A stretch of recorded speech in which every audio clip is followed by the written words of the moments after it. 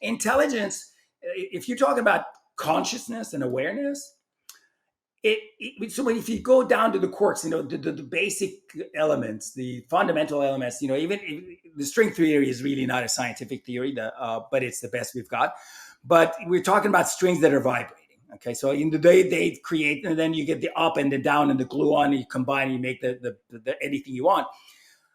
I don't think that the intelligence is or awareness is in any of that.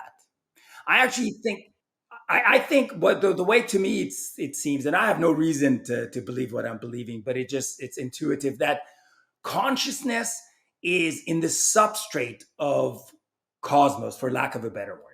These vibrations, they are channeling that consciousness in a particular way that makes you, or that makes me, or that makes an ant, that makes a tree. Just like on a piano, when you hit a note, that note, that vibration is that it's not the key, it's not the string that's vibrating. It's basically that what the vibration in space that, and if you hit two notes, that's a chord, that's a different sound. Like if you've got hydrogen, they vibrate. These atoms at the atomic level, they vibrate. If you get two oxygens, or an oxygen and two hydrogen, they stick them together. Now they change their vibration. Now you get a different harmonics. Now you have a chord. You add a bunch of them together, you have amino acids and you have proteins. Now you have a symphony. You come to a human being. Now Beethoven is doing all kinds of amazing things. But that consciousness is not coming from the actual matter. It's coming from whatever the substrate is within the substrate that's vibrating. The vibrations are channeling that. So that's the pseudoscience talk. I love that. I love that. Well, listen, I think this is why I love ideas like what you're presenting and what Pravir Malik talks about, and even some of the approaches that I have on models and systems. They're not mainstream, but listen, that's where innovation comes from. It doesn't come from the mainstream. It comes from ideas that fall. I always have a Galton board, with the standard deviation on my desk to remind myself that it's okay to exist way out here at the margins, right? And I think so. You got to be ready. You got to be ready to pay the penalty. Like you should. I'm sure you've read the stories of how Tesla was ridiculed. Just the number of ridicule they got. In the early days. And the guy who came up and said, the world is round, was excommunicated. And you remember that? He's like, okay. So yeah, they didn't reward him, So that's part of but fortunately we live in modern times and things are moving just at a rapid pace. I have absolutely no doubt in my mind that within 5 years, you're going to see intelligent software, and that intelligent software, if you open it up, it's built with object messaging model and intelligent objects, because it is really a kind of an inspiration from the nature itself. That's how nature puts together birds, trees, humans.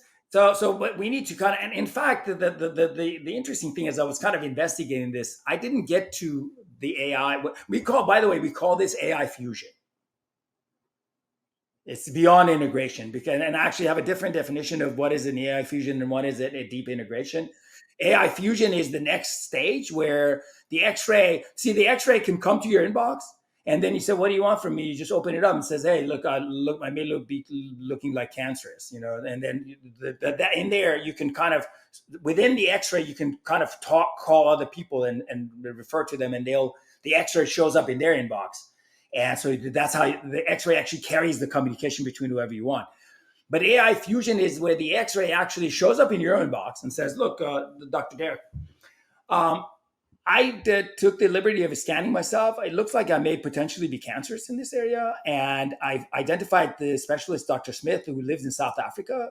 And I already sent him a message, and he's interested in having a dialogue with you. I looked at your appointment. It looks like your calendar was open at 4 o'clock. You had an appointment that was just a normal appointment. I took the liberty of rescheduling, and I sent a message to that patient. So you're open at 4 o'clock. And at 4 o'clock, I'm going to call all of you guys. Boom, you're having a conversation. But guess what? I'm there listening, and I'm the third doctor because I have access to the internet, and I know this X-ray, and any information you need. And I'm listening, I'm learning from you guys. So that's what I call AI fusion and proactivity from the actual objects, because now the objects, once they know what they are, they can become purposeful, because they right now in the first stage, we just let them passively walk through the workflow.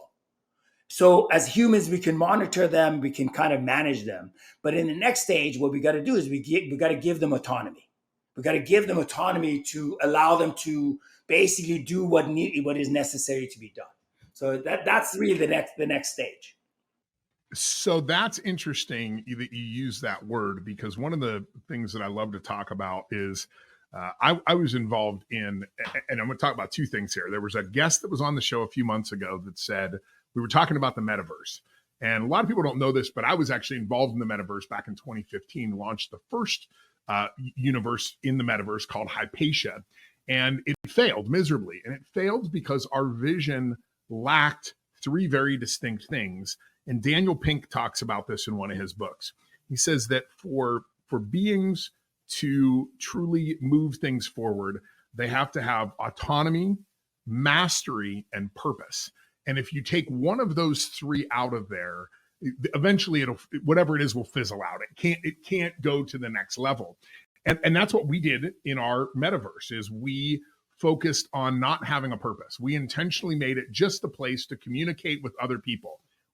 Zuckerberg made the exact same mistake, right? It's like you couldn't conquer, you couldn't form coalitions, you couldn't do all the things that human beings want. But I do wonder that when you start to think about what you're saying, as you're talking about, because I believe right now we're going through a period of time of AI augmentation, where people are augmenting their workflows with AI.